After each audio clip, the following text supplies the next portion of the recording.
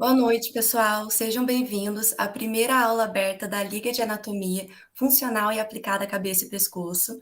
Eu sou a Letícia, atual presidente da LaFaCep, e é com muita felicidade que a gente pensou em trazer essa aula a todo mundo que tivesse interesse.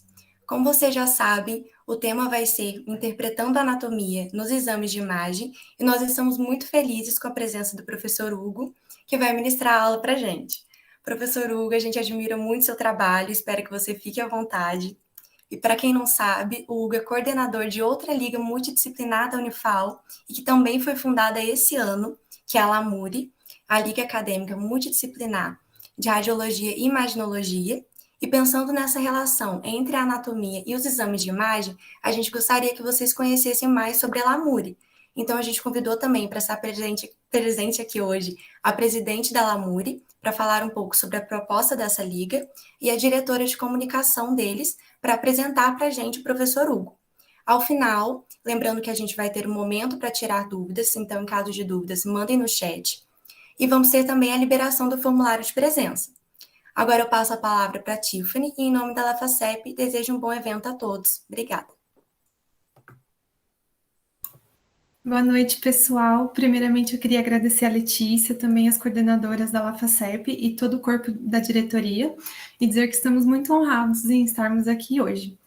Bom, eu sou a Tiffany, atual presidente da LAMURI, e eu vim contar um pouquinho para vocês mais sobre a liga para quem não conhece. É uma liga nova, como a Letícia disse, foi fundada esse ano, e nós fundamos com o intuito de trabalhar um pouquinho mais sobre a radiologia e a imaginologia nos cursos, principalmente da área da saúde, onde a nossa grade curricular não trabalha tanto. Então, a gente pensou nisso e trouxemos essa proposta, e o professor Hugo, que vai ser nosso palestrante hoje, ele acatou essa ideia e estamos coordenando, já estamos funcionando. A Liga, ela conta com vários cursos, né? Nós englobamos bastante, e atualmente no nosso corpo nós temos a biomedicina, a odonto, as ciências biológicas e também a fisioterapia. Então, essa proposta que as meninas trouxeram hoje da LaFaCep vai ser muito legal e vai ser muito enriquecedor para nós também. Boa noite, gente. Eu sou a Luana, diretora de Marketing e Comunicação da LAMURI. Como já foi dito, a nossa aula será ministrada pelo professor Hugo Gaeta. Ele é graduado em odontologia na Faculdade de Odontologia de Ribeirão Preto, USP. Fez mestrado e doutorado em radiologia odontológica na Faculdade de Odontologia de Piracicaba, Unicamp. Estágio de doutorado sanduíche na Faculdade Católica de Leuven. É professor adjunto na área de radiologia odontológica na Unifal e coordenador da LAMURI. Agora, professor, fique à vontade para iniciar a sua aula e boa aula a todos. Oi, gente, boa noite a todos. Eu queria agradecer, primeiramente, agradecer ao convite da LaFaCep, em nome da professora Ana, professora Camila, a Letícia e a Bianca, que foram as pessoas que eu tive o primeiro contato, e falar que é um prazer poder contribuir para a Liga, ainda mais fazer essa parceria, entre as duas ligas acadêmicas. Então, sem mais delongas, eu vou começar a projetar aqui, para a gente começar.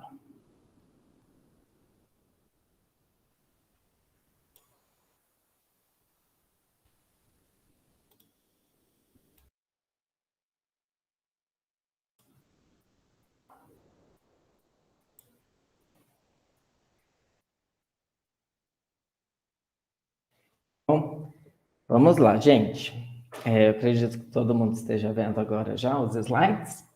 Então, o tema que foi proposto para a aula de hoje é interpretando a anatomia nos exames de imagem.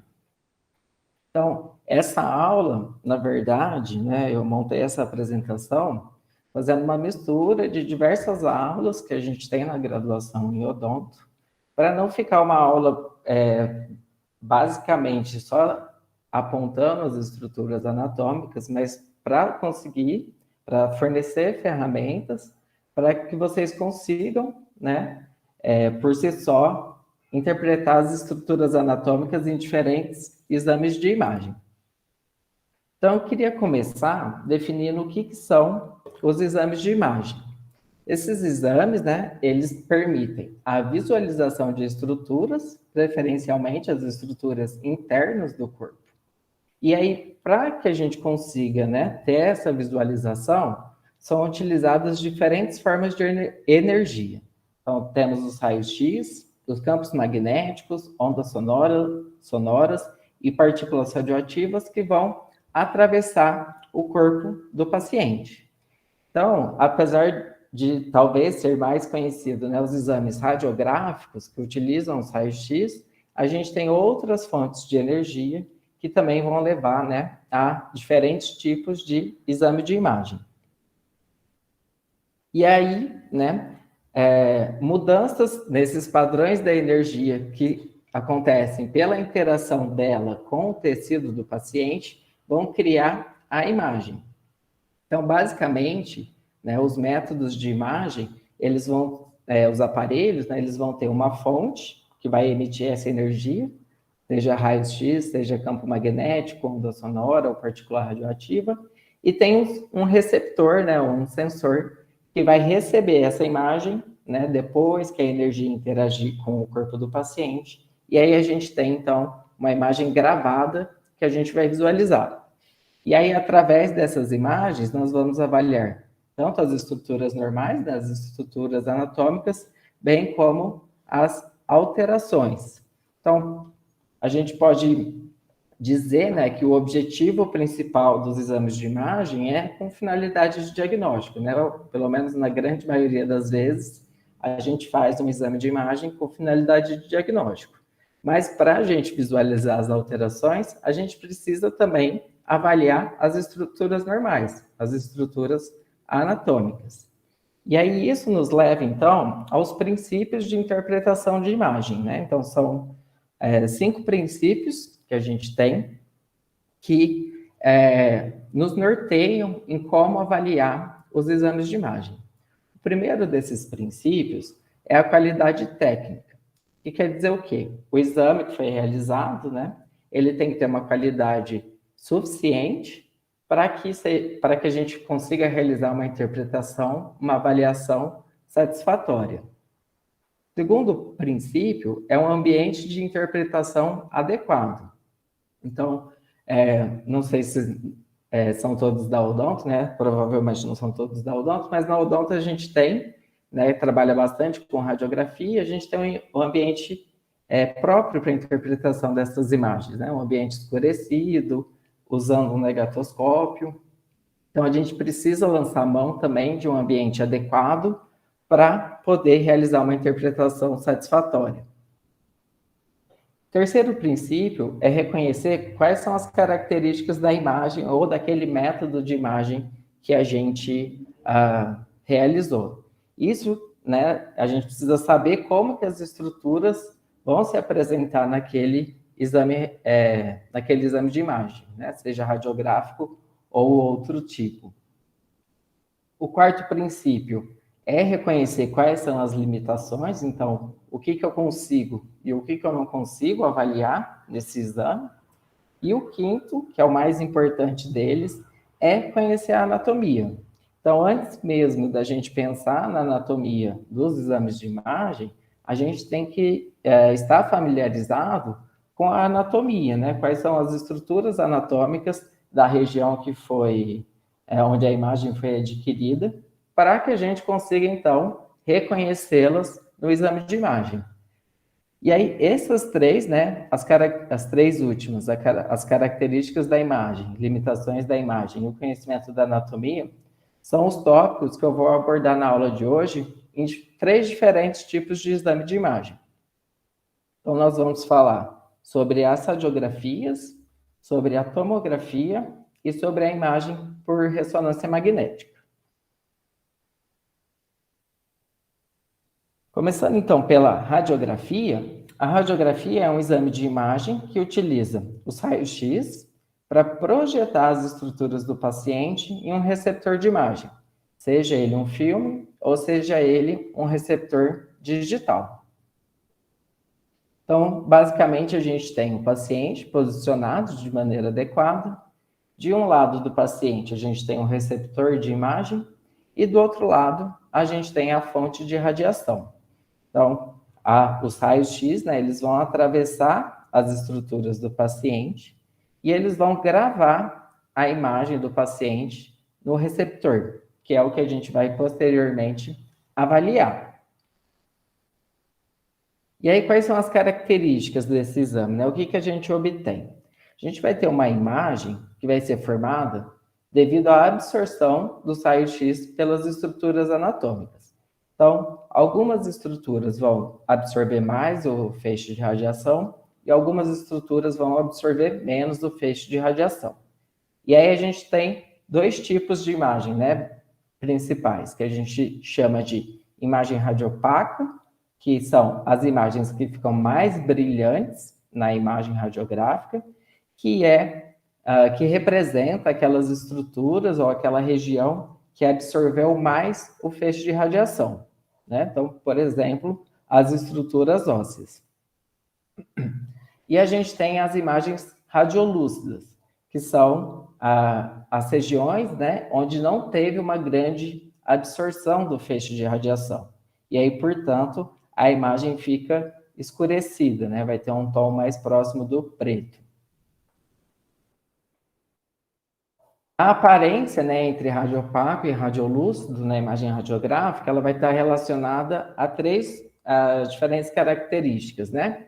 Uma é o número atômico do elemento, né, que compõe aquela estrutura, a densidade física daquela estrutura e a espessura daquela estrutura. O número atômico maior, uma densidade maior e uma espessura maior, eles vão levar a uma maior absorção dos raios-x e, portanto, geram-se, então, imagens mais radiopacas. Estruturas de número atômico menor, menor densidade e menor espessura vão gerar imagens radiolúcidas, né? Imagens com menor brilho.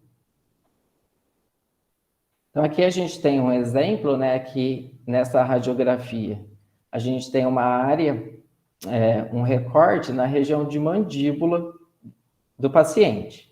E aí, se a gente pensar na estrutura mandibular, né, ela é toda composta por osso. Então, a gente tem o osso cortical e tem o osso alveolar.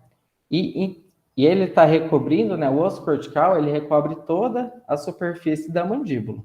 Mas por que, então, por exemplo, na base da mandíbula, fica mais radiopaco e no corpo da mandíbula, né, na região mais distante da extremidade, tem uma densidade radiográfica menor, né? Fica radiolúcido. Isso vai estar relacionado à quantidade de tecido que foi atravessado ali. Então, se a gente reparar nesse corte transversal de uma mandíbula, a quantidade de tecido ósseo cortical, que é mais denso, que foi atravessada nessa região do meio da mandíbula, né, está representado aqui pela linha tracejada, é menor do que a quantidade de tecido ósseo cortical, que é um tecido mais denso, que foi atravessado na base da mandíbula.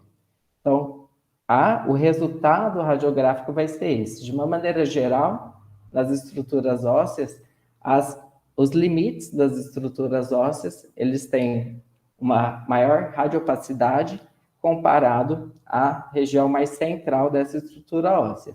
Não porque aqui não está coberto por cortical óssea, mas sim pelo efeito da espessura de tecido que está sendo atravessado.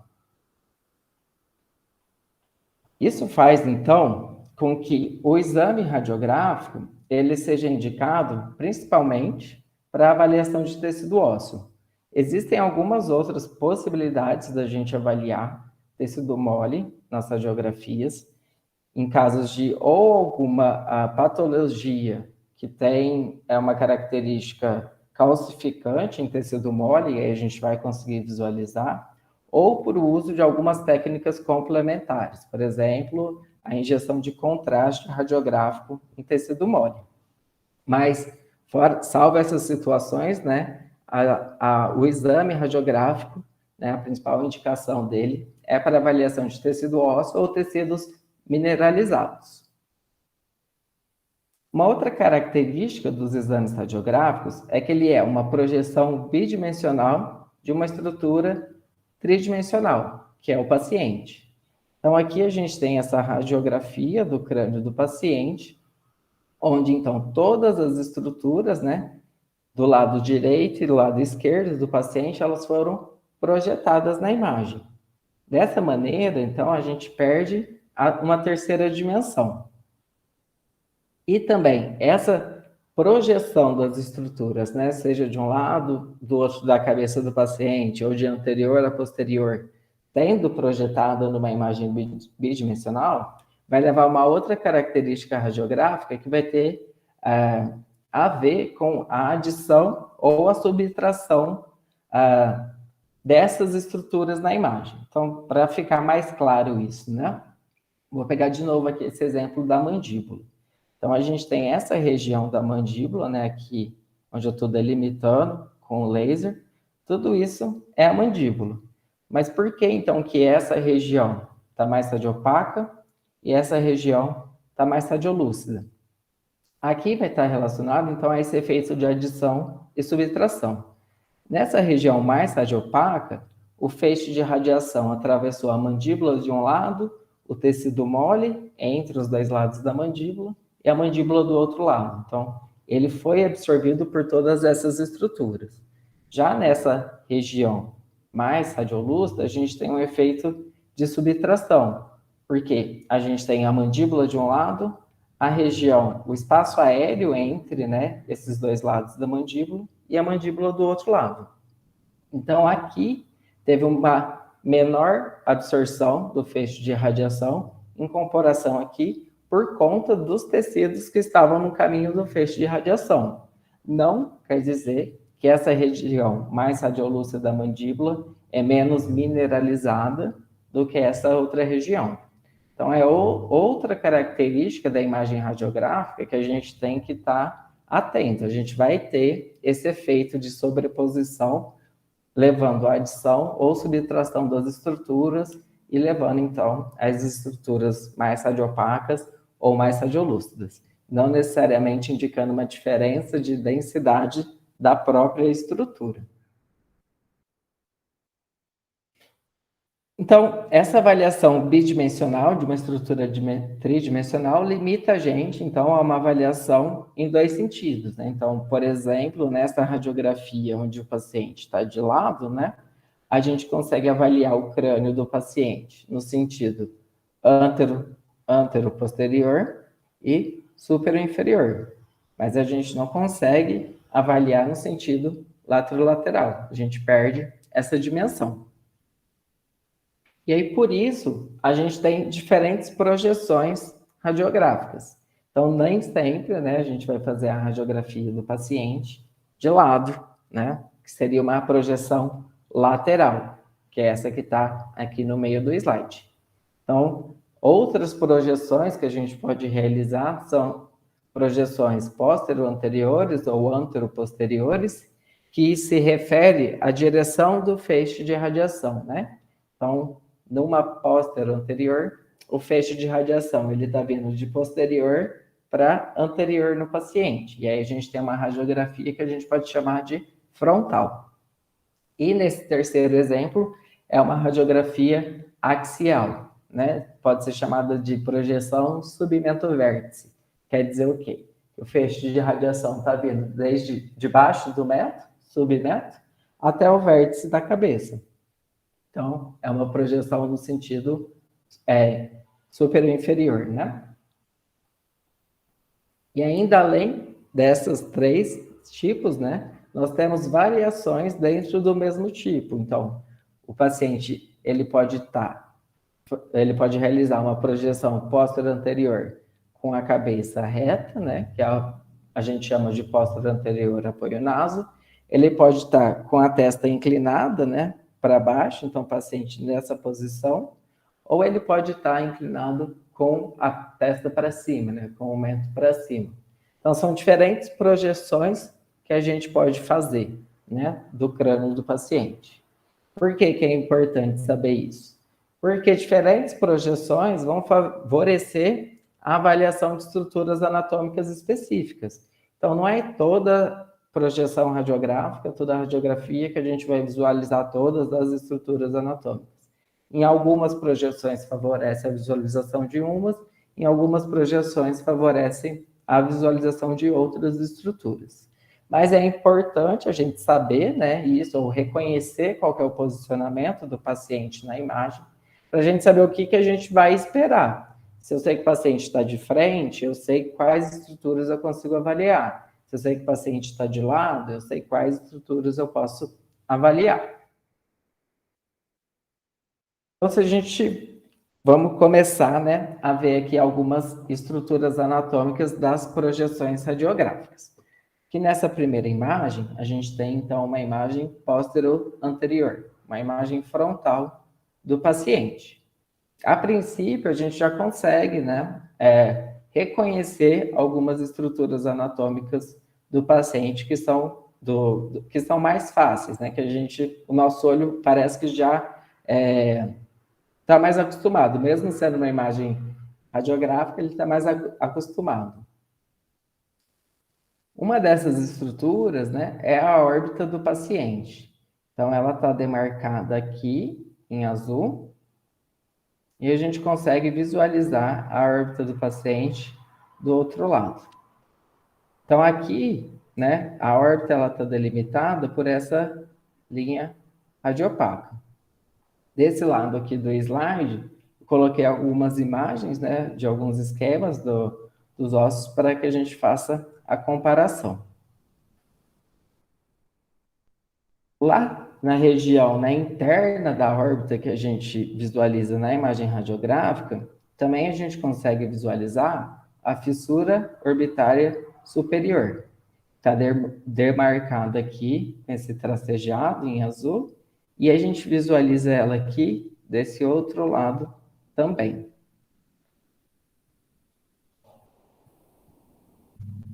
Entre as duas órbitas do paciente, então a gente tem a presença da cavidade ou da fossa nasal. Está demarcada aqui, então, por essa linha, né, esse desenho azul. Que aí corresponde, então, a essa abertura no crânio do paciente. E aí, dividindo a cavidade nasal, a gente tem uma estrutura óssea, né, que ósseo cartilaginosa, na verdade, que ela vai se apresentar como uma linha radiopaca, que divide a cavidade nasal em lado direito e lado esquerdo. Aqui nessa região, principalmente nessa região de terço médio da face, nós temos várias estruturas sendo sobrepostas, então o que dificulta a identificação e avaliação de muitas delas.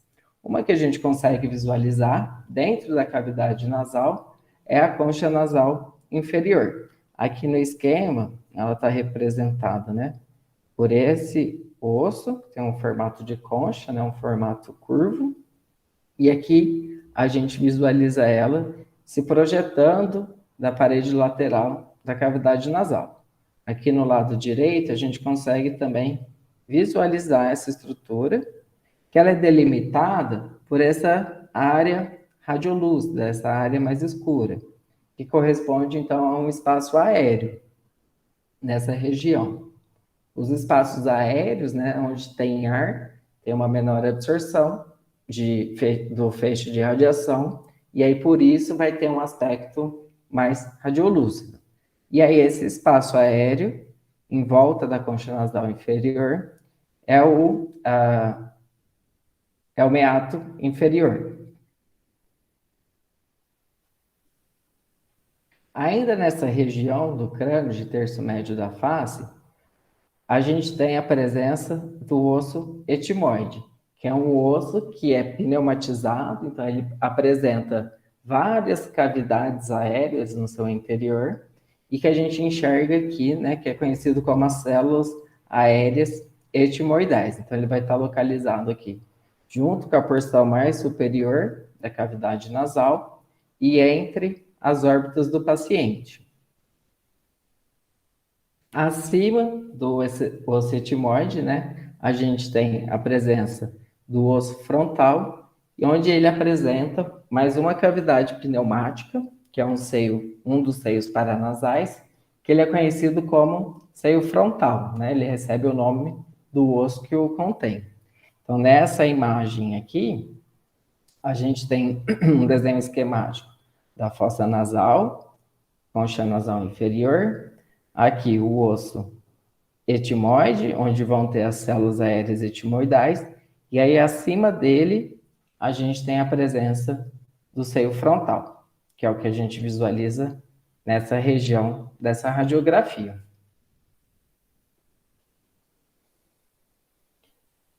Mais um dos seios paranasais que nós temos, né, são os seios maxilares, e aí ele vai estar localizado abaixo da órbita do paciente e lateral à cavidade nasal na maxila, né? Então, aqui a gente tem um desenho representando, né, o posicionamento, a localização do seio maxilar, e aí ele é visualizado aqui na região de maxila. Aqui do outro lado, a gente também tem a presença do seio maxilar. Então, todas essas cavidades pneumáticas, né, o seio frontal, o seio maxilar, as células aéreas etimoidais, como elas estão preenchidas por ar, elas vão apresentar uma imagem mais radiolúcida na imagem radiográfica. Ainda aqui na região de maxila, a gente tem uma projeção óssea, né, da maxila, que é o processo zigomático da maxila, que ele vai se articular com o osso zigomático. Então, a gente tem, ó, saindo aqui da maxila, a gente vê uma projeção radiopaca, com um formato meio curvo, que vai se assemelhar aqui com o que a gente vê no esquema. E essa projeção tem continuidade, então, com o osso zigomático. Na imagem radiográfica fica próximo pela sobreposição, mas que não é tão próximo assim num crânio, a gente tem o processo mastoide. Então, a gente tem aqui, né, a representação do processo mastoide, mais na lateral do crânio. Então, aqui a gente vê ele do outro lado, sem a marcação. E o processo mastoide, ele também apresenta cavidades pneumáticas. Não é mais um seio paranasal, mas ele apresenta cavidades pneumáticas, por isso que são chamadas de células aéreas mastoideas, e por isso que a gente vê, então, essa região de processo mastoide mais radiolúcida, devido, então, à presença dessas cavidades. Nessa região da radiografia, a gente consegue visualizar uma linha radiopaca que ela vai representar, né, a base do crânio. Então, se a gente reparar aqui no esquema, a gente tem aqui a região de base do crânio, e devido, então, à sobreposição de todas essas estruturas, né, no sentido antero-posterior ou pótero-anterior, a gente vai ter, então, essa região de base do crânio sobreposta aqui à região de maxila. E aí, um outro efeito que a gente tem, né, de uma linha radiopaca, são as asas menores do osso esfenoide, que elas vão se apresentar como uma linha radiopaca atravessando a região de órbita dos pacientes, né, a região de células aéreas etimoidais e órbita do outro lado. Ainda aqui agora nessa região, existe uma projeção de uma linha radiopaca no sentido superior, que corresponde à crista Galli, que é uma projeção óssea lá do osso etimoide. Então, nessa região das células aéreas etimoidais, a gente tem uma projeção radiopaca que corresponde a essa estrutura anatômica. E aí, agora, vindo para a mandíbula, né, na região de terço inferior, a gente consegue visualizar toda a estrutura da mandíbula nessa região. A região mais superior da mandíbula, né, que seria a cabeça da mandíbula, a incisura e processo coronoide, a gente não visualiza bem nessa imagem, por conta da sobreposição de todas as estruturas nessa região, mas a gente consegue delimitar algumas delas, né? O processo coronoide, a gente visualiza ele parcialmente, ele seria aqui essa região mais radiopaca na radiografia, né? Em continuidade aqui com a borda anterior do ramo da mandíbula. E aí a gente tem as regiões de divisão da mandíbula, né? A região de ramo da mandíbula, região de ângulo da mandíbula, região de corpo da mandíbula e região de sínfise da mandíbula. E uma outra estrutura que a gente consegue visualizar nessa radiografia são as vértebras cervicais, né? Então, as vértebras cervicais, a gente vê elas, algumas sobrepostas, a região, uma parte da maxila e da mandíbula, e algumas aqui inferior à mandíbula.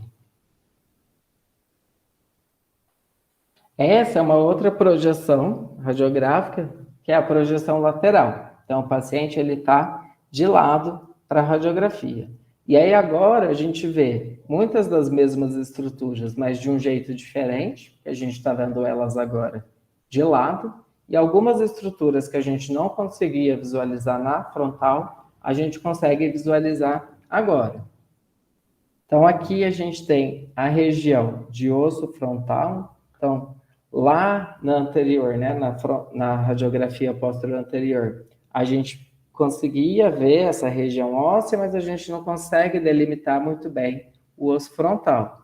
Já aqui a gente consegue delimitar, né, todo o osso frontal, a cortical externa do osso frontal, a cortical interna do osso frontal, e a gente tem uma vista diferente da região do seio frontal. Abaixo aqui do seio frontal, que a gente não via na outra projeção e a gente vê agora, é o osso nasal.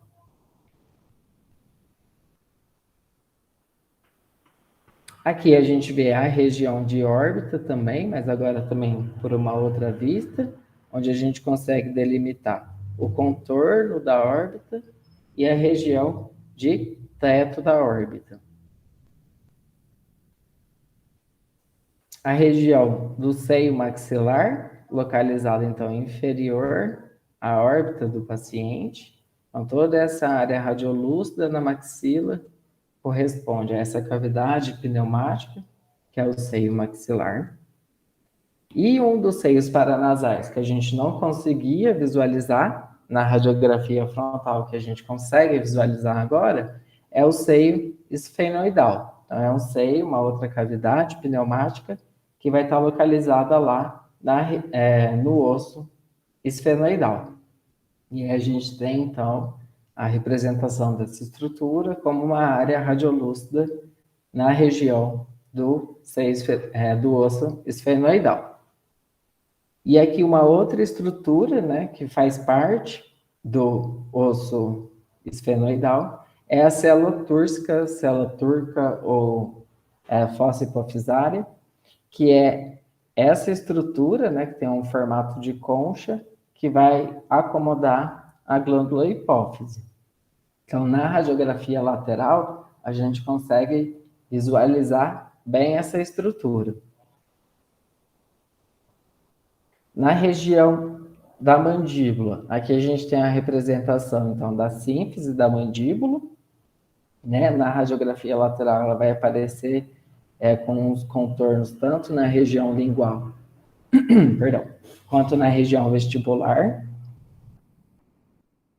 Na região de corpo da mandíbula, a gente consegue visualizar melhor, né, a região de forame mentoniano e de canal da mandíbula, né? Então, percorrendo todo o corpo da mandíbula, desde a região aqui dos premolares até lá a região de ramo da mandíbula. E a gente consegue visualizar melhor a região de cabeça da mandíbula, incisura da mandíbula e o processo coronoide da mandíbula. Então, essa projeção, ela propicia uma melhor avaliação dessas estruturas. Abaixo aqui da mandíbula, a gente tem uma outra estrutura óssea, né, que está localizada inferior à mandíbula, mas anterior às vértebras cervicais, que é o osso hioide. Então, aqui a gente tem uma visualização lateral do osso hioide. E aqui também a gente consegue visualizar as vértebras cervicais sem a sobreposição do terço médio e inferior da face com elas. Então, aqui a gente consegue delimitar bem as vértebras, né? Então, aqui a gente tem a vértebra C1, ou Atlas, e encaixada nela, aqui a gente tem a vértebra C2, ou a Axis, né? Então, a vértebra C2, ela tem uma característica particular dela, que é essa projeção projeção óssea, né, na vértebra C1, que é o processo odontoide, que aí aqui nesse esquema está representado aqui por essa estrutura projetada.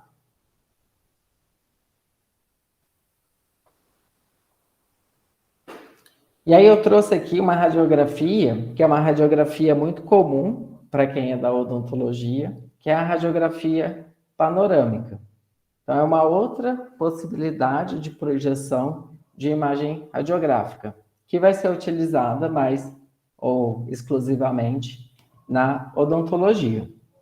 Então, essa radiografia panorâmica, ao contrário das outras projeções radiográficas que a gente viu, que são projeções estáticas, o paciente ele fica parado, a fonte de radiação parada, o receptor parado, e aí faz a emissão da radiação, a exposição da imagem.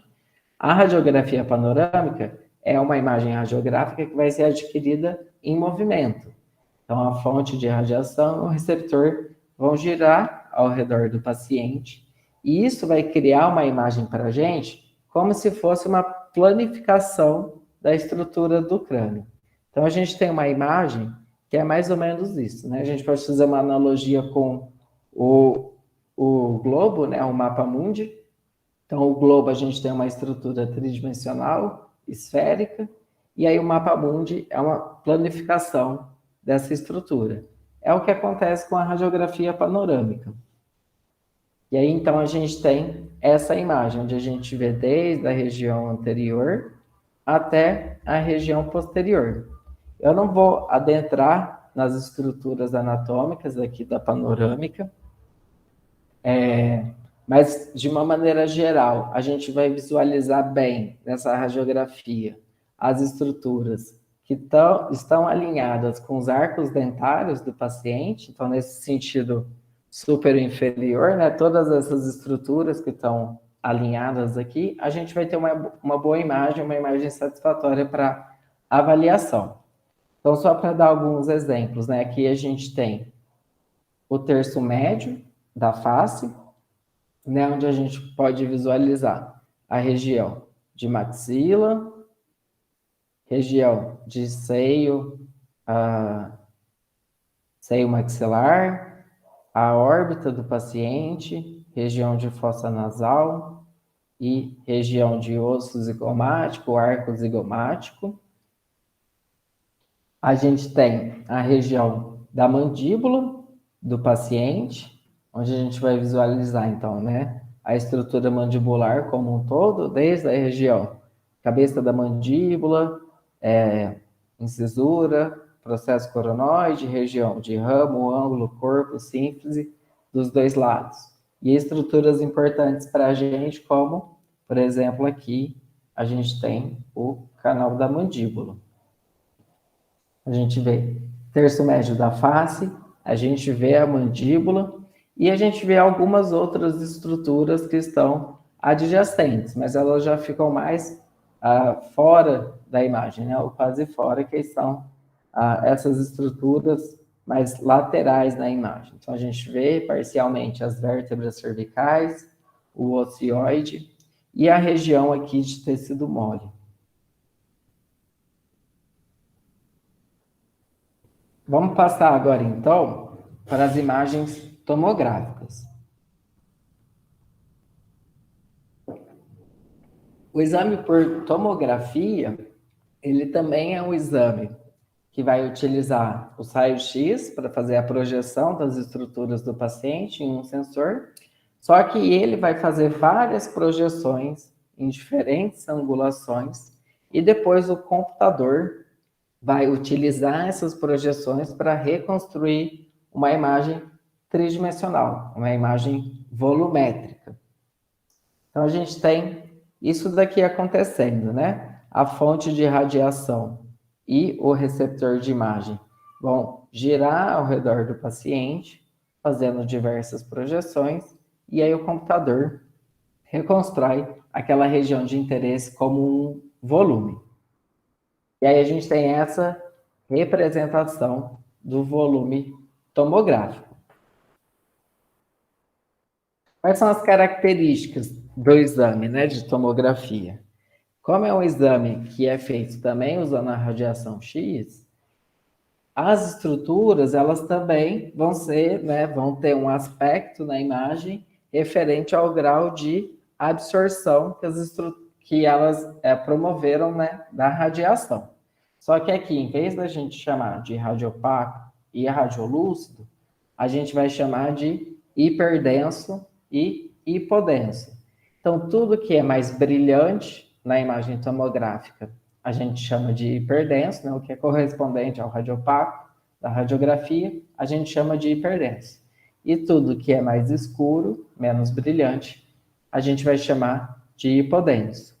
Então, vão ser aqueles mesmos princípios. Então, as estruturas que atenuam mais, né? As estruturas ósseas vão ser radiopacas, os locais que estão preenchidos por ar, por exemplo, aqui,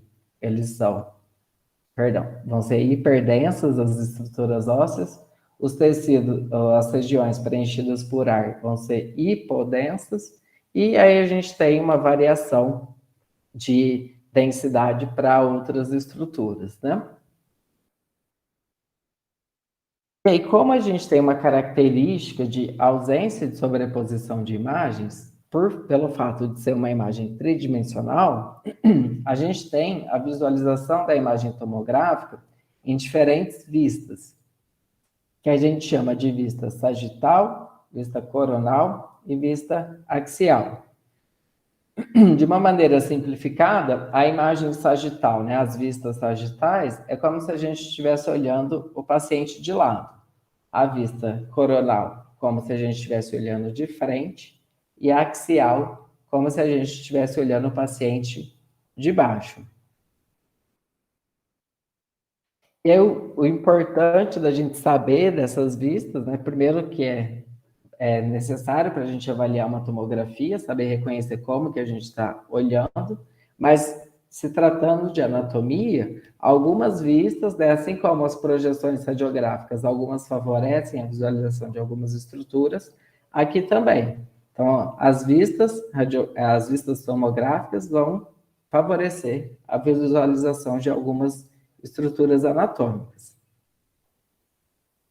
E aí, ainda nessa característica de ausência de sobreposição de imagens, então, a gente tem uma imagem tridimensional. Então, isso nos leva a uma visualização da imagem que vai ser feita em cortes ou fatias sequenciais.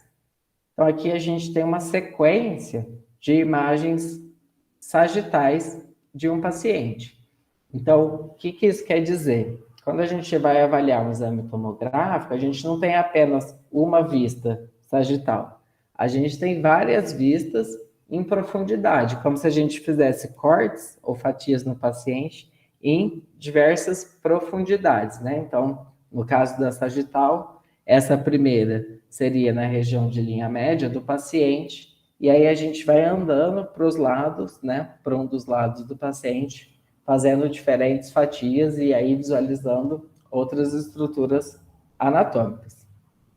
Então, isso nos leva, né, a uma possibilidade de visualizar as estruturas em profundidade, né, não ver mais elas só em duas dimensões, a gente tem uma terceira dimensão para avaliar e reconhecer as estruturas anatômicas, e quem está visualizando, né, o operador ou o avaliador da imagem, vai procurar né, a melhor fatia para visualizar aquela estrutura.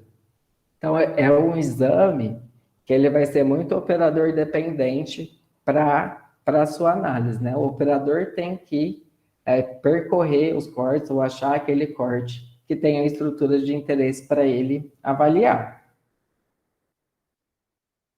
E aí, um aspecto importante é a gente fazer o reconhecimento da profundidade da fatia, né? Onde que aquele corte está sendo realizado, né? Essa imagem que eu estou vendo está sendo feita em qual profundidade do paciente? E aí a gente tem duas maneiras de fazer isso. Com mais experiência, a gente consegue reconhecer as estruturas anatômicas e aí relacionar aquelas estruturas à profundidade do crânio do paciente, onde aquela imagem está sendo realizada, ou a gente pode usar os guias, né? Então, a gente utiliza das outras imagens do exame para nos guiar. Então, aqui a gente tem uma linha indicando para a gente que essa imagem aqui, né, esse corte aqui que a gente está visualizando, está sendo realizado na região de linha média do paciente. Então, aqui está demonstrando numa imagem axial, e aqui está demonstrando, nessa linha azul, numa reconstrução 3D, né? Está mostrando onde que está sendo feito esse corte que a gente está visualizando aqui. Então, isso é importante para a gente se guiar e saber quais estruturas a gente espera visualizar ali naquela região também. E uma limitação da tomografia, né, principalmente a tomografia que a gente usa na odonto, que é a tomografia de feixe cônico, é uma distinção limitada entre os diferentes tipos de tecidos moles, né? Então, isso faz com que seja um exame também indicado, principalmente, né, para avaliação do tecido ósseo, salvo algumas outras técnicas, como o contraste, que a gente pode aplicar, que ajudaria na avaliação dos tecidos moles. Na radiografia médica, a gente até consegue ter uma melhor visualização, né? A gente tem uma melhor visualização de tecidos moles, mas mais para frente a gente vai ver que o padrão ouro para avaliar tecido mole é a ressonância magnética. Então, aqui nessa imagem de tomografia, a gente tem um corte axial, como se a gente estivesse olhando o paciente por baixo aqui, e aí a gente vê os tecidos moles como um grande cinza, né? Um grande tom de cinza com pouca diferença entre eles e, portanto, a gente não consegue distinguir o que é gordura, o que é glândula, o que é tecido muscular. Então, essa é uma das limitações da avaliação das estruturas anatômicas na tomografia, e isso aqui eu estou me referindo à tomografia de feixe cônico, que é a que é mais corriqueira na odontologia. Vamos ver, então, algumas estruturas anatômicas, né? Visualizadas agora na tomografia. Então, a gente vai ver várias estruturas, como a gente viu na radiografia, só que agora a gente vai ver elas sem sobreposição. Então, aqui a gente tem a região de osso frontal do paciente. Esse é um corte, né? Primeiro, esse é um corte sagital. Então, a gente está olhando o paciente de lado. E ele está sendo realizado bem na linha média do paciente. Então, bem no meio da face do paciente. E aí a gente vê, então, aqui a região do osso frontal. E no interior desse osso, a gente visualiza o seio frontal, então a cavidade pneumática, completamente hipodensa. Aqui a gente tem a presença do osso nasal. Mais posterior agora a gente consegue visualizar aqui uma outra cavidade, né, que é correspondente ao seio esfenoidal. Então reparem que ela é completamente hipodensa, que indica que ela está preenchida por ar. A região da cela túrcica ou da fossa hipofisária, localizada acima aqui do seio esfenoidal, onde está a glândula hipófise. Na região aqui de pescoço do paciente, a gente consegue visualizar as vértebras cervicais. Então, aqui a gente tem a C1, Lembrando que a gente está fazendo um corte, então a gente não vai ter aquela imagem dela inteira. A gente vai ter a imagem só onde o corte está sendo realizado. Então, aqui mais posterior, e aqui uma imagem dela na sua região mais anterior. E aqui a gente tem a vértebra C2, aqui numa região mais posterior, e aqui uma região mais anterior, onde a gente consegue visualizar bem aqui aquele processo odontoide, né, que se projeta dentro, né, entre aqui, né, na vértebra C1. Anterior às vértebras cervicais, a gente tem aqui uma área completamente hipodensa, que aí indica para a gente que está preenchida por ar. Isso daqui corresponde, então, ao espaço aéreo do paciente, que vem, então, desde aqui, dessa região, abaixo do osso esfenoide, né, que corresponde à cavidade nasal, passa pela região aqui posterior da boca do paciente e vem até inferiormente na região da hipofaringe. Vindo aqui para frente agora, a gente tem uma estrutura óssea, que é a maxila do paciente. Então, a gente consegue identificar aqui uma projeção óssea na região anterior, bem aqui na região de linha média do paciente, que é correspondente à espinha nasal anterior. Posterior a ela, a gente tem um canal hipodenso, que é correspondente ao canal nasopalatino. Então, reparem aqui que ele liga desde a região de palato até a região da fossa nasal. E aqui a gente tem a estrutura óssea que representa o palato duro, né? Ou o assoalho da cavidade nasal, que está entre essas duas estruturas. E aqui inferior, então, a maxila, a gente tem a representação da mandíbula, né? Para ser mais preciso, como a gente está fazendo um corte aqui na linha média, é a região de síntese da mandíbula. E posterior à mandíbula e anterior às vértebras, essa outra estrutura óssea é o ocioide, né? Numa vista, então, sagital. Se a gente caminha um pouquinho mais para o lado, agora a gente começa a ver outras estruturas que antes a gente não via, mas também umas que a gente já via, né? Então, quer dizer o quê? Que elas têm profundidade nesse sentido que a gente está correndo os cortes.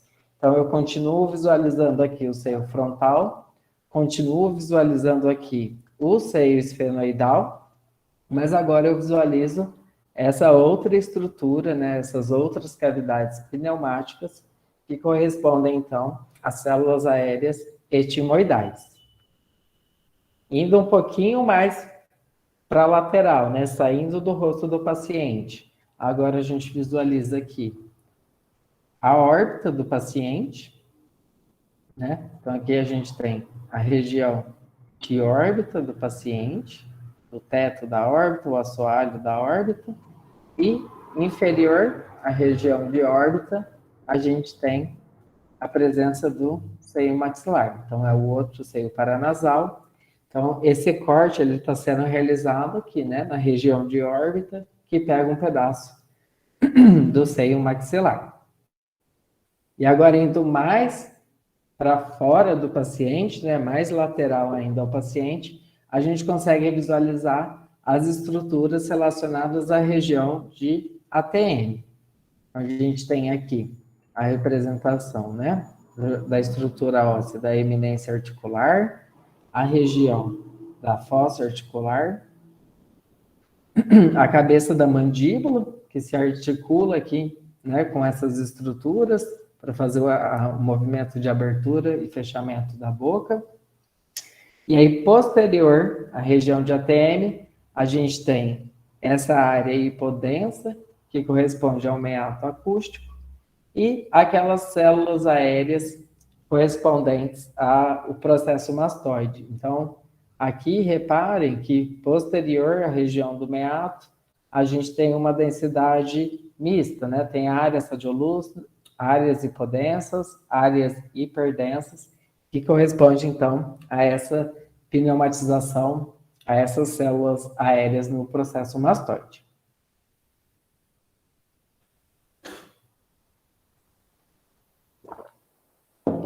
agora, gente, a gente está vendo uma outra vista. Então, a gente está olhando o paciente de frente.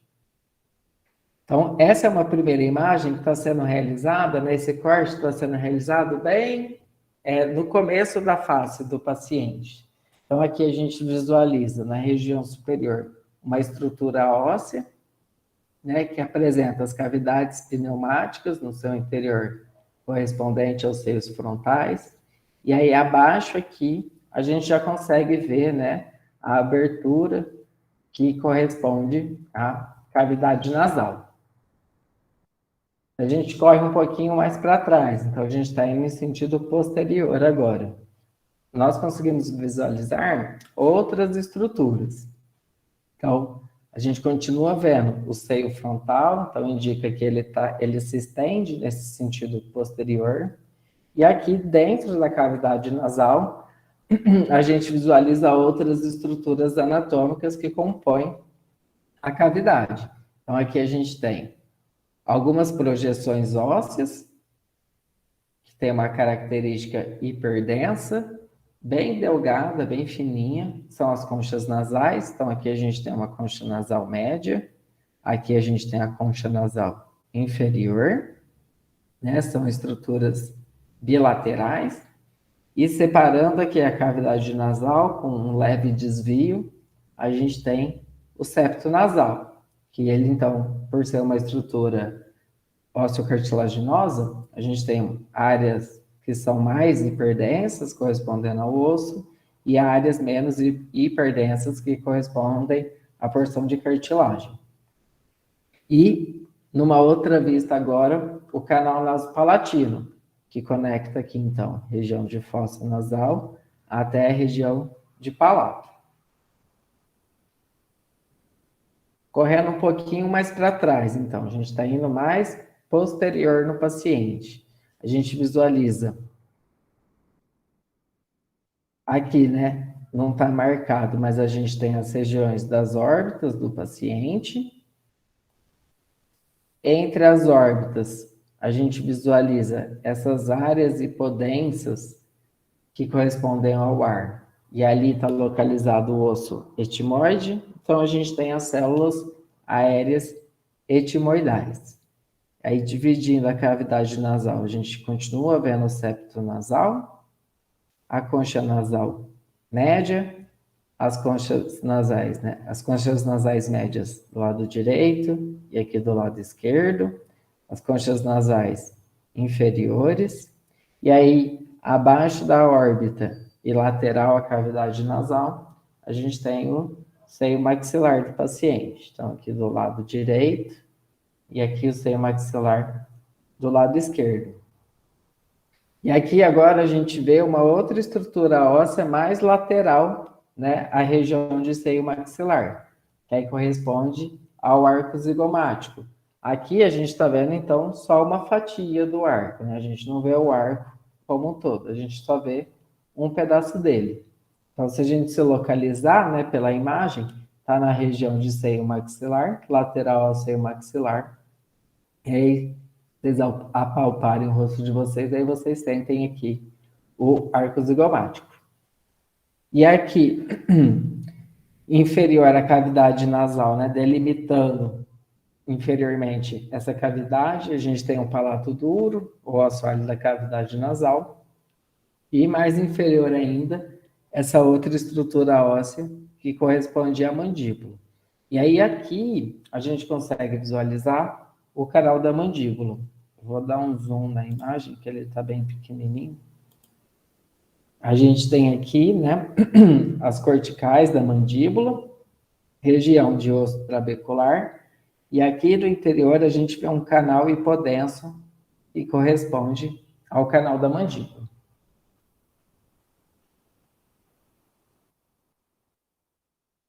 Agora, indo mais para posterior ainda, então a gente já não vê mais a região dos dentes, né?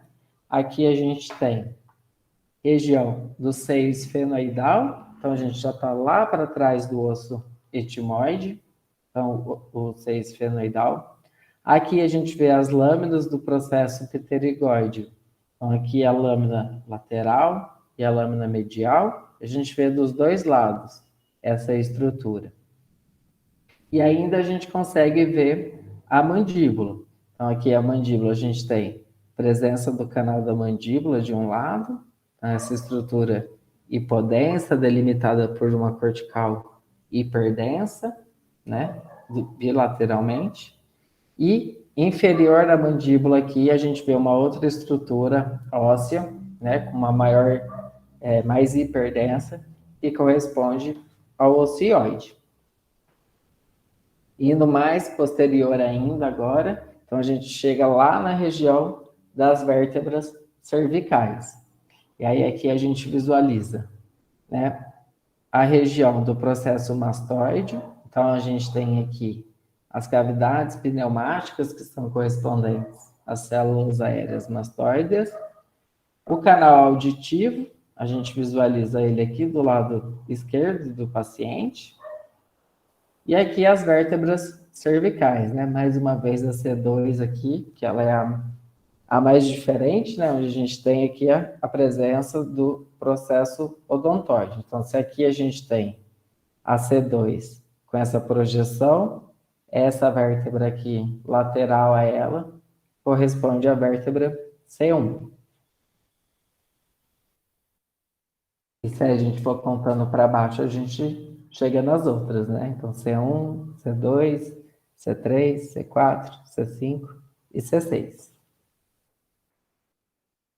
E agora uma outra vista, que é a vista axial, como se a gente estivesse olhando o paciente por baixo agora. Então, aqui a gente tem um corte que está sendo feito aqui na região de base da mandíbula. A gente visualiza aqui, então, a estrutura da mandíbula. E aí temos aqui a presença de um canal hipodenso. Vou dar um zoom lá também, que ele é pequenininho.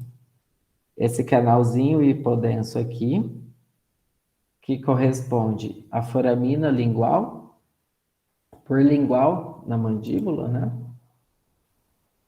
A gente tem aqui, mais lateral na mandíbula, né? Já na região de corpo, uma abertura por vestibular, que corresponde, então, ao forame mentoniano.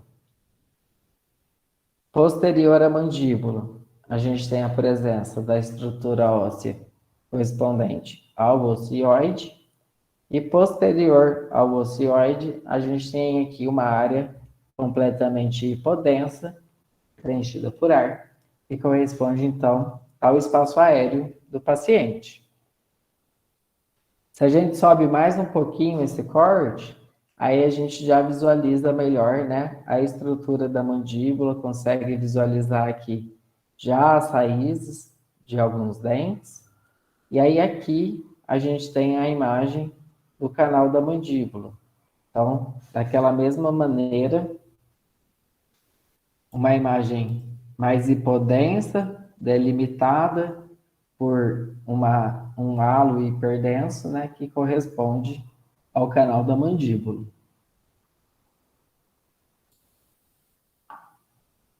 Subindo mais um pouquinho ainda, a gente chega na região de maxila agora. Então, aqui a gente visualiza os dentes, né, o arco da maxila, as raízes dos dentes.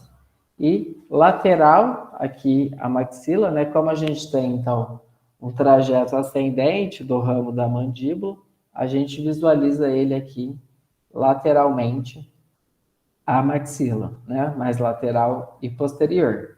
E aí aqui, no ramo da mandíbula, bilateralmente, a gente visualiza essa abertura por lingual, que aí corresponde, então, ao forame da mandíbula, né, por onde entra o nervo, né, o feixe vasculonervoso alveolar inferior.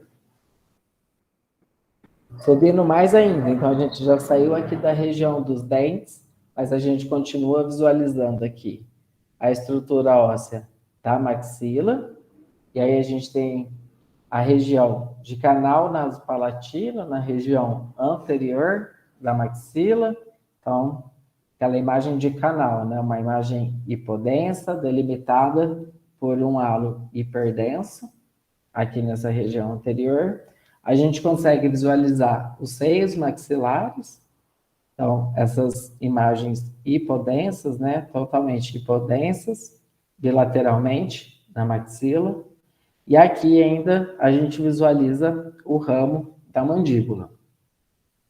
Indo mais para cima ainda, a gente continua visualizando aqui os seios maxilares, mas nessa imagem a gente via aqui, né, a região de palato, né, região preenchida aqui por ar. Já quando a gente sobe um pouquinho mais, a gente já chega na região de cavidade nasal. A gente visualiza aqui, né, as estruturas da cavidade nasal. O septo nasal, dividindo a cavidade em lado direito e lado esquerdo. Uma estrutura óssea aqui, que corresponde à concha nasal inferior. Posterior aqui, à região da maxila, né, a gente tem as lâminas medial e lateral do processo pterigóide dos dois lados. Aqui a gente consegue ver estruturas da maxila, da mandíbula, que estão aqui nessa altura da maxila, né, que seria o processo coronoide. A gente só vê uma pontinha dele aqui, e aqui a região da cabeça da mandíbula. E aí, posterior à cabeça da mandíbula, posterior à região de ATM, tem aqui aquela imagem do processo mastoide com as células aéreas mastoides, né? Então, essas inúmeras cavidades pneumáticas. E aqui, entre a cabeça da mandíbula, entre o processo mastoide, um pouquinho mais medial a essas estruturas, a gente tem duas imagens hiperdensas, né, de tecido ósseo, que correspondem, então, ao processo estiloide. Subindo mais ainda, a gente chega, então, na região onde a gente já consegue visualizar as órbitas do paciente, né? Então, a gente tem aqui a delimitação das órbitas, aqui do lado direito e aqui do lado esquerdo. A gente tem a presença das células aéreas etimoidais, então a gente já está acima da cavidade nasal. E posterior a elas, a região do seio esfenoidal. E aí, mais acima ainda, né, a gente já está quase saindo das órbitas do paciente, a gente visualiza o seio frontal, né? Então, é uma região, um corte que está sendo realizado bem aqui, na região de glabela do paciente.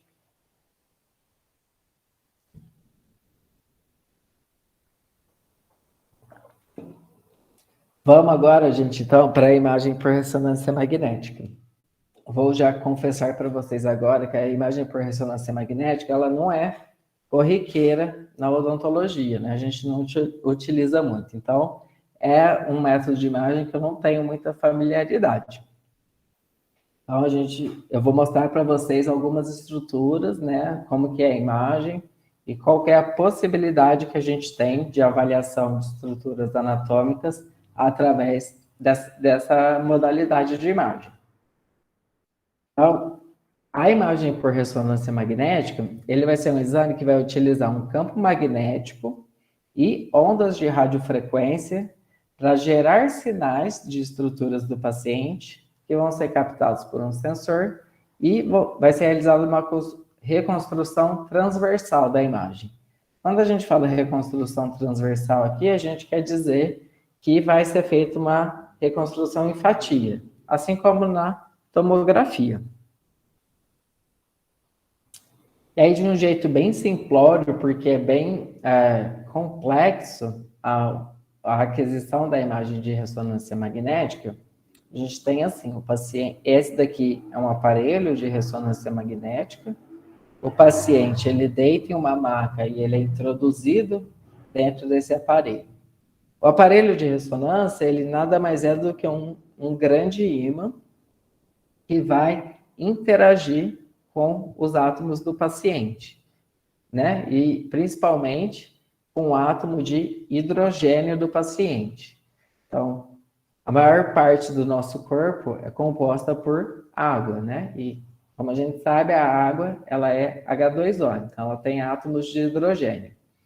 Então, esse campo magnético, ele vai alinhar esses átomos em uma direção. Então, esses átomos vão ficar na mesma direção que o campo magnético do aparelho. E aí tem algumas bobinas que são utilizadas que vão emitir um sinal de radiofrequência.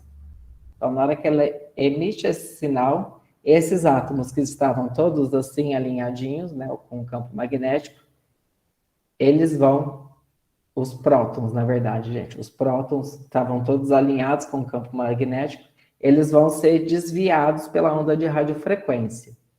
E aí, conforme eles voltam para sua posição, eles emitem um sinal que é captado pelo aparelho, e aí reconstrói a imagem.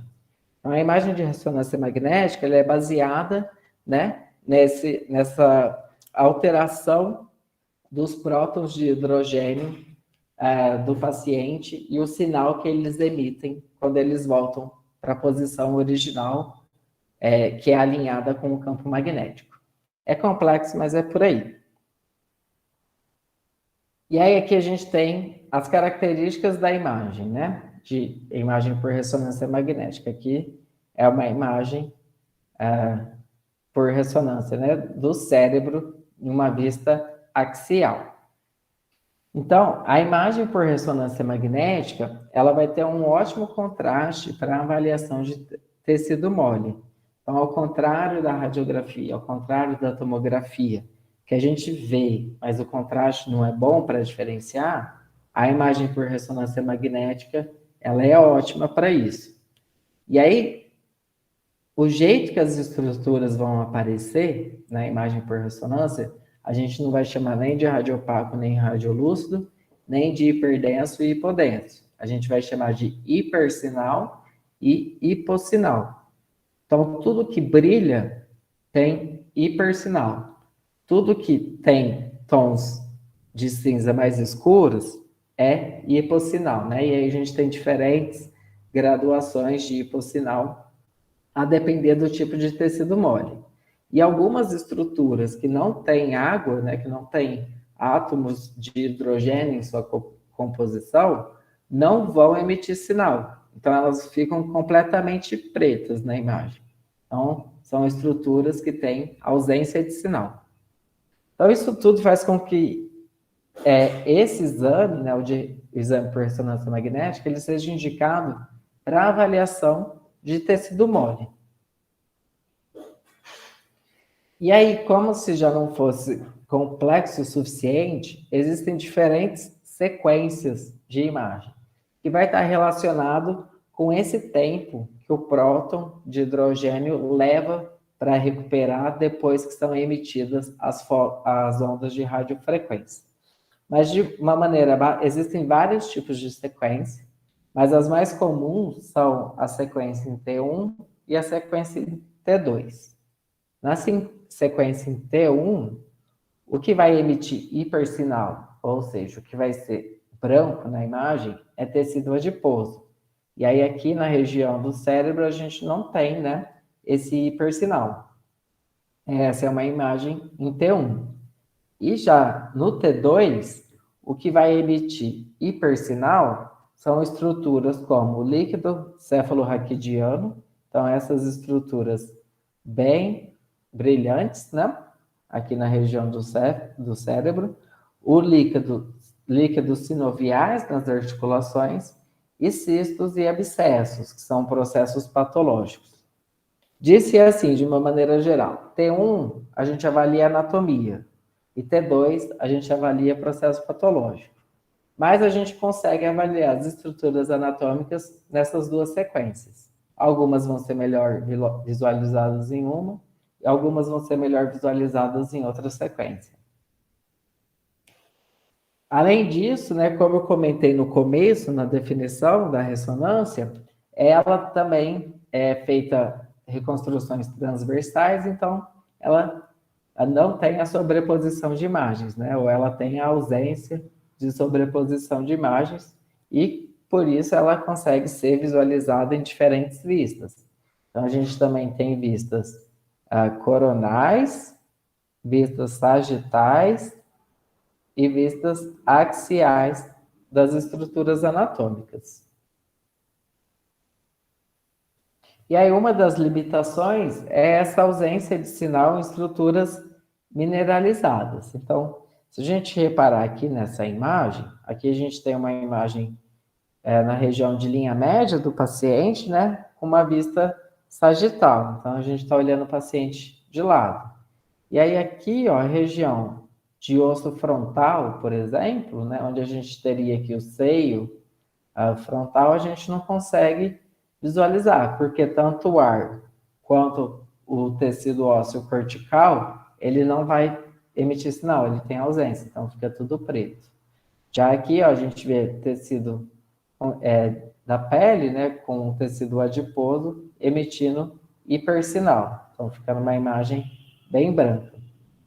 Isso limita para a gente da odonto avaliar tecido ósseo e dente na ressonância magnética. Então esse é um dos motivos dela não ser corriqueira para a gente na prática odontológica. Aí eu vou me arriscar a falar algumas estruturas da ressonância magnética para vocês. Então, aqui a gente tem uma ressonância de cérebro, né? Então, a região do crânio do paciente. E aí, percebam aqui como a gente consegue ver bem, né, as estruturas do cérebro na ressonância magnética. Enquanto lá na tomografia era tudo um grande cinza, aqui a gente tem várias densidades para as diferentes estruturas.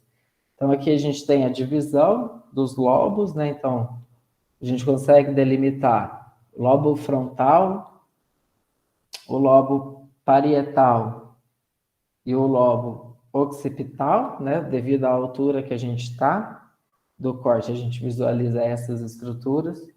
E aí algumas outras, né? Aqui, a região de osso frontal, então essa região com ausência de sinal, e aí tem um pequeno sinal na região de osso trabecular, de medula óssea, porque ali não é só tecido ósseo, né? Também tem tecido adiposo entremeado, que vai emitir sinal. Então, a gente consegue visualizar. Aqui, separando os hemisférios, do lado direito e lado esquerdo, tem uma imagem com hipossinal bem fininha, que corresponde à foice cerebral.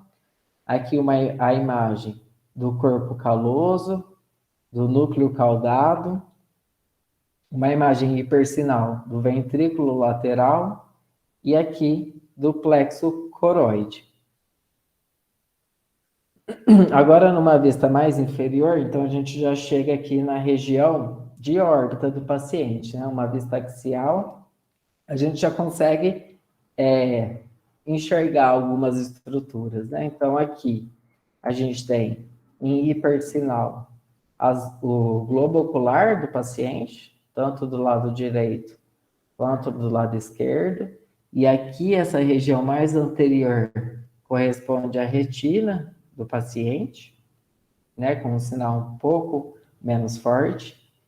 Posterior aqui, essa imagem hipossinal corresponde ao nervo óptico do paciente. Entre as órbitas, né, a gente tem a região de cavidade nasal e osso etimoide. Então, aqui a gente visualiza em hipossinal, totalmente preto, o osso nasal. Aqui, as células aéreas etimoidais, né, entre as órbitas do paciente. Mais posterior, a gente tem seio esfenoidal. E aí, aqui, a gente consegue visualizar tecidos como músculo. Então, aqui, com um hipossinal, a gente tem um músculo temporal. E aqui também, aqui em hipersinal, a gente tem a artéria carótida interna, mas na região posterior ali ao seio esfenoidal. Indo um pouquinho mais para baixo, então, a gente chega na região de seio maxilar, né? Então, aqui é baseado na tomografia, né? A gente consegue identificar bem aqui a região do seio maxilar dos dois lados. E aí, diversos músculos que a gente consegue diferenciar, né? O músculo temporal, o músculo masseter. Aqui a gente tem mais posterior, né? A região, o músculo levantador do véu palatino. E até aqui a gente consegue visualizar uma imagem hipossinal que corresponde ao nervo mandibular. Descendo mais um pouquinho, a gente chega então na região da maxila, onde a gente consegue ver os dentes, né? Então, reparem, a primeira coisa que eu quero que vocês reparem aqui é como os dentes ficam em ausência de sinal, né? Anterior, a gente tem, ó, músculo orbicular da boca.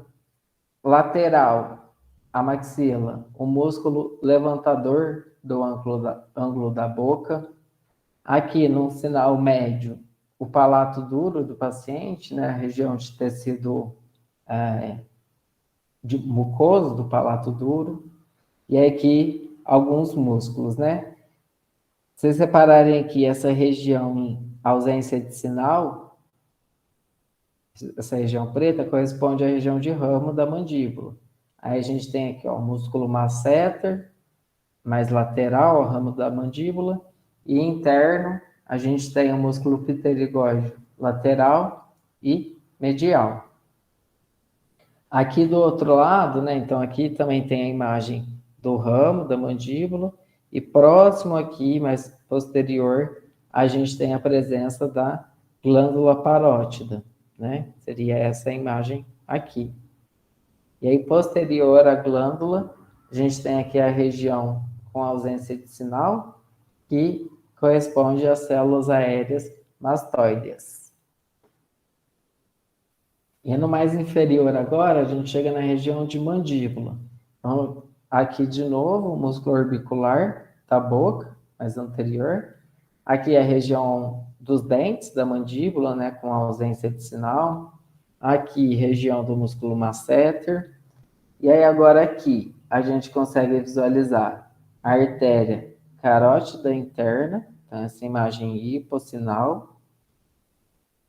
Do outro lado, a gente vê aqui região de veia retromandibular, região da glândula parótida, essa grande estrutura aqui com o sinal médio, a veia jugular interna, e aqui a gente tem os músculos do pescoço, né? Esse daqui mais externo é o músculo trapézio.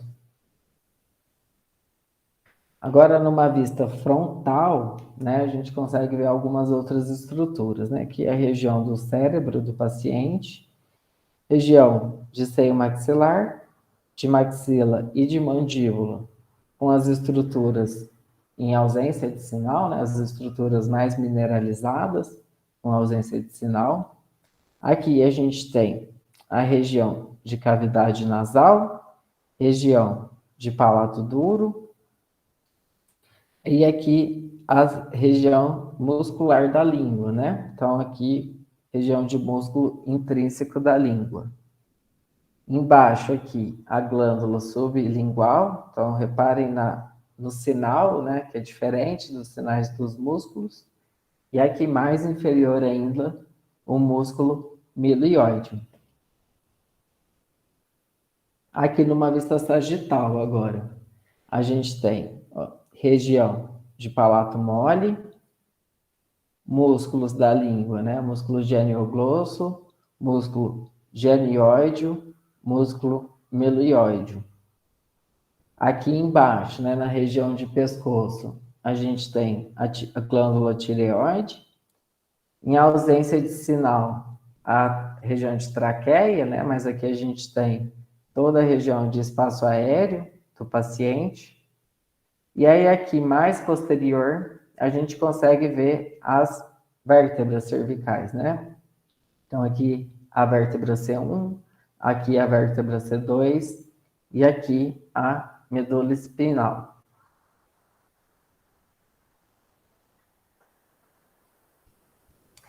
Então, gente, o que a gente visualiza nesses diferentes exames é que a gente vai ter diferentes possibilidades de avaliar as estruturas radiográficas, né? Então, a gente tem que saber reconhecer cada um dos tipos de exame, quais são as possibilidades ali dentro, né? E como que as estruturas vão se apresentar. Então, mais do que eu mostrar para vocês todas as possíveis estruturas de serem visualizadas nos exames, é entender como elas podem se apresentar, para isso ajudar vocês a raciocinar o que pode ser aquela imagem, né? Então, na imagem radiográfica, radiopaco, o que vai absorver muito o feixe de radiação, absorver mais o feixe de radiação, então as estruturas ósseas, e radiolúcido, o que vai absorver menos. Então, tecido mole, né, que vai ter uma imagem com densidade média, sem distinção entre eles, e completamente radiolúcido, as vias aéreas. Para a tomografia, vai ser a mesma linha de raciocínio, né, da densidade das estruturas. Só que aqui a gente tem uma vantagem, que é a ausência de sobreposição de imagens, né? Enquanto aqui a gente tem essa maior dificuldade de identificar as estruturas por conta da sobreposição, na tomografia a gente não tem.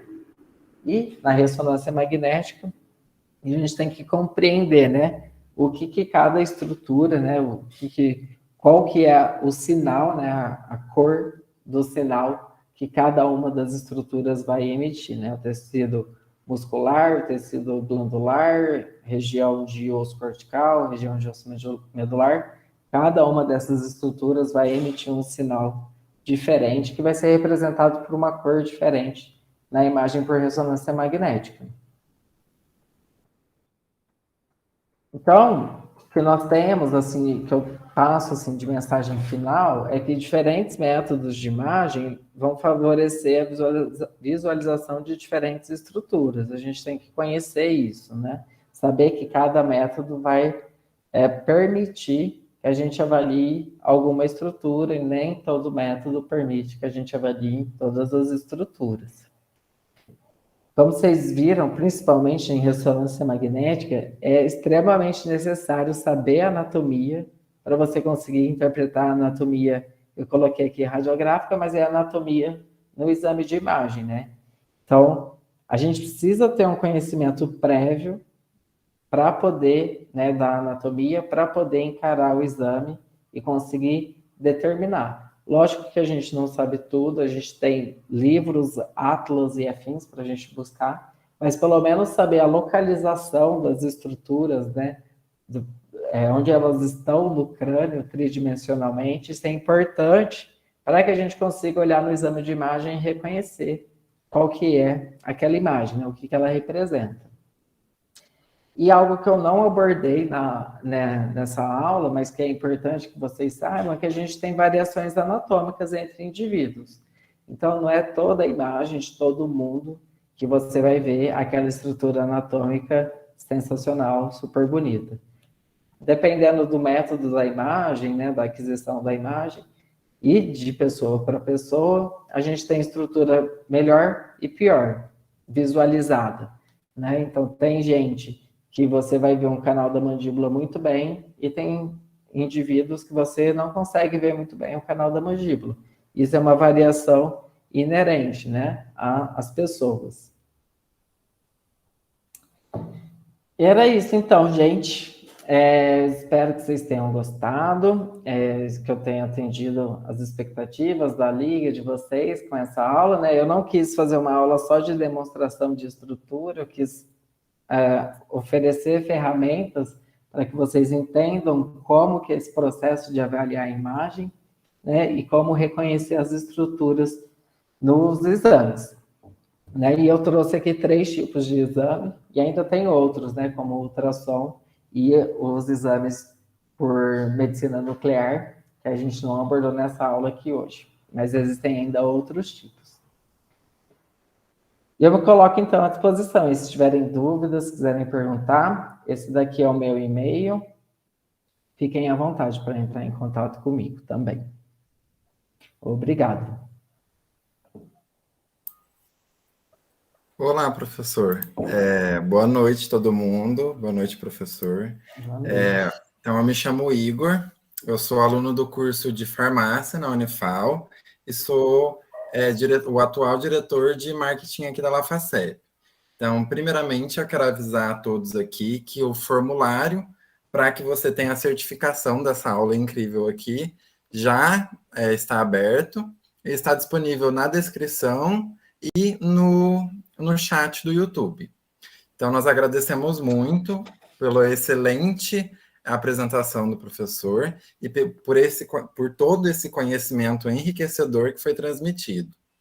Então, agora eu vou direcionar para você duas perguntinhas que foram enviadas no chat. Tá certo. Então, a primeira pergunta é em relação a uma imagem de radiografia. Foi perguntado em relação a algumas linhas. Perguntaram assim: o que são essas linhas próximas do seio frontal na imagem de vista lateral? Calma aí, então, deixa eu ver aqui.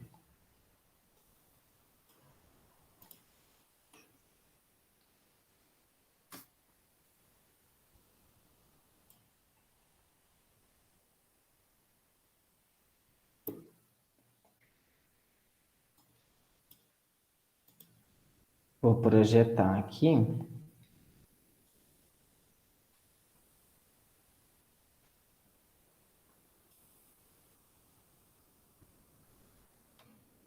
Eu não vou saber se são as linhas certas, mas...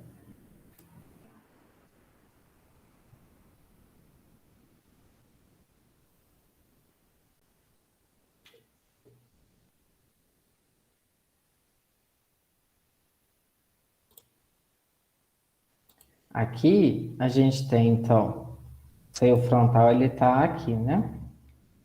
A gente tem a linha que corresponde ao teto da órbita.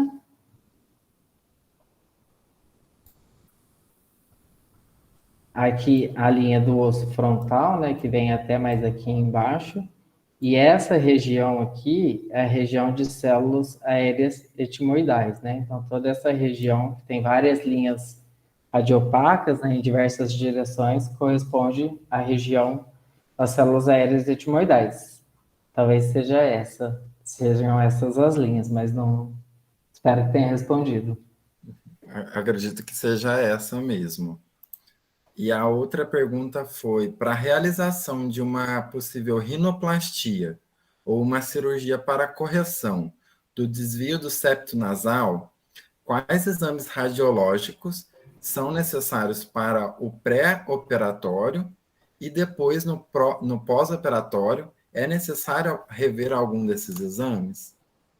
Olha, aí já saiu da minha área de atuação. Em rinoplastia eu não vou entender. O que eu posso falar é assim, se o necessário for o planejamento envolver tecido ósseo, vai ser um exame por tomografia, para poder ter uma melhor visualização. Mas se for necessário avaliar região de tecido mole, né, da fossa nasal, da cavidade nasal, para a realização da cirurgia, aí seria então um exame por ressonância magnética. Se precisar avaliar os dois, vai na tomografia médica. Certo. Aí no pós-operatório tem que fazer a revisão deles. Aí eu não sei o protocolo, mas eu sei se precisar avaliar, são esses os exames que são indicados. Agora, o protocolo que faz de exame para rinoplastia, eu não sei. Certinho. Aí agora eu vou passar para Sabrina fazer a outra pergunta. Tá bom.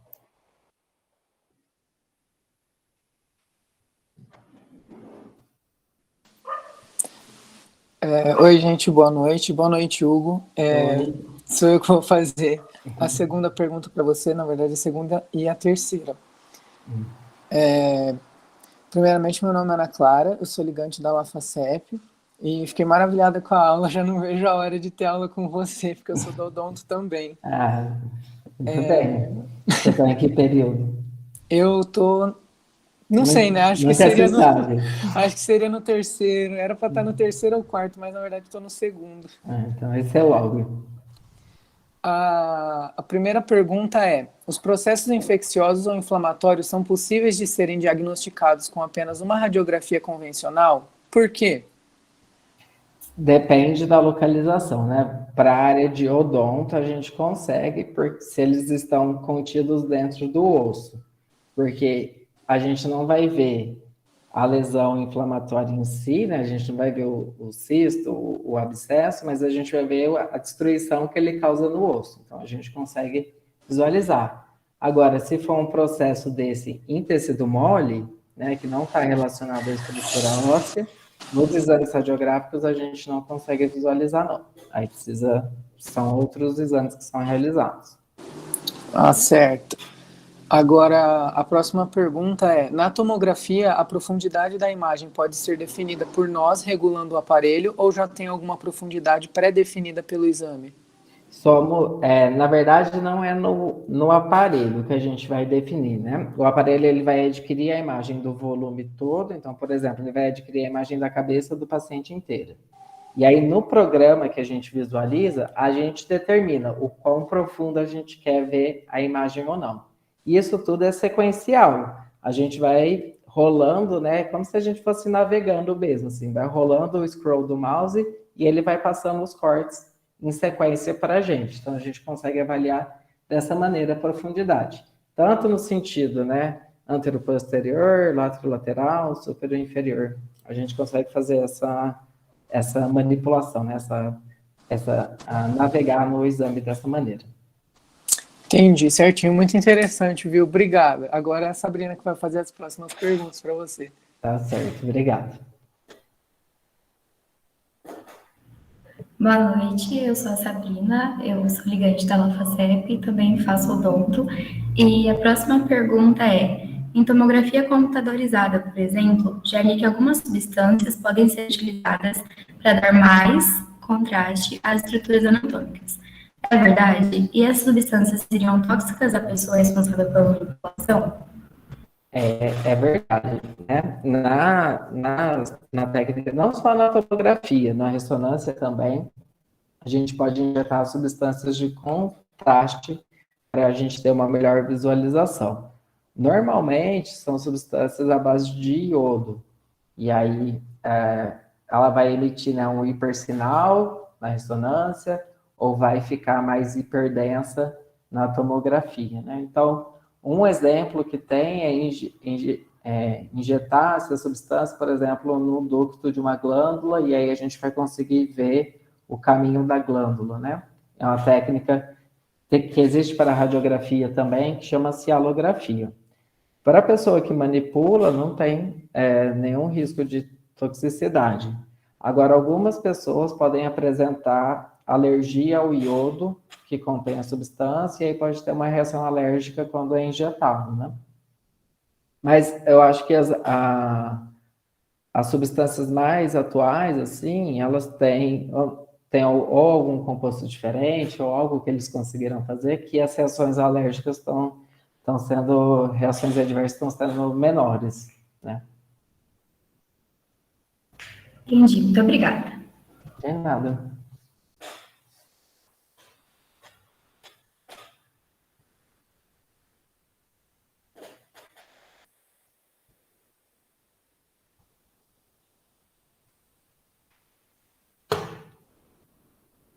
Mais alguma pergunta, gente?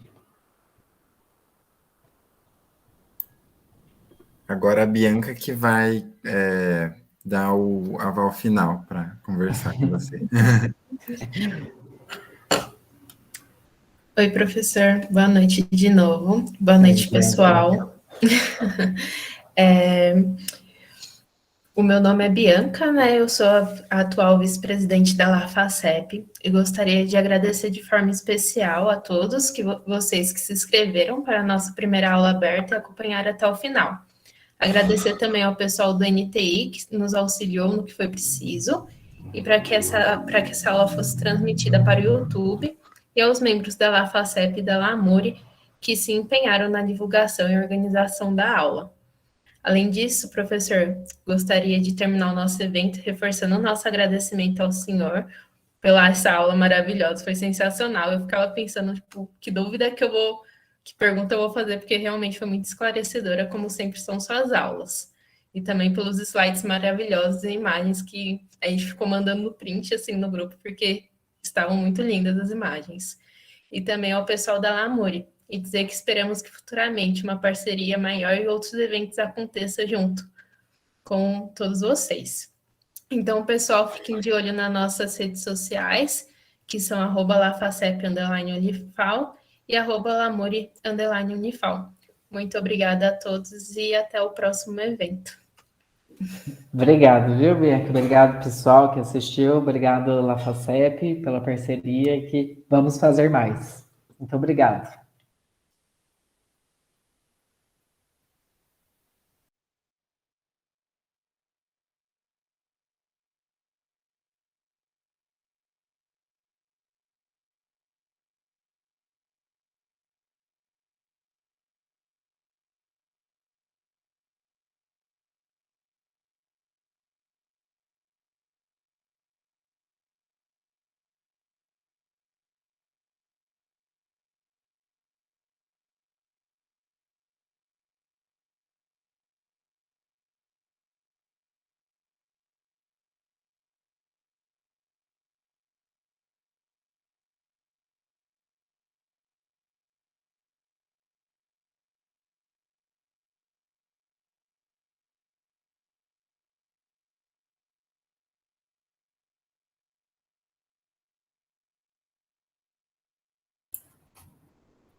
Pessoal, meu nome é Tamara, diretora de comunicação da LaFacep. Eu gostaria de pedir para todo mundo entrar no Meet para a gente tirar uma fotinha.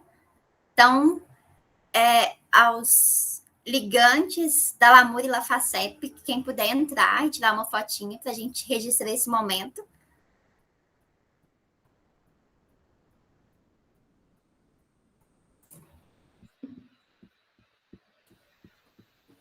Oi. Já parou no YouTube, já? Pessoal, meu nome é Tamara. Eu acho que já. Eu gostaria de pedir para todo mundo entrar no Meet para a gente tirar. O moço da transmissão não falou nada? Eu acho que está ao vivo lá ainda. Eu acho que... Então vamos tirar uma foto. Eu até abri aqui para visualizar, a Tamara está falando lá. Verdade. Dá um delay, né? Já sim, moço. Obrigada.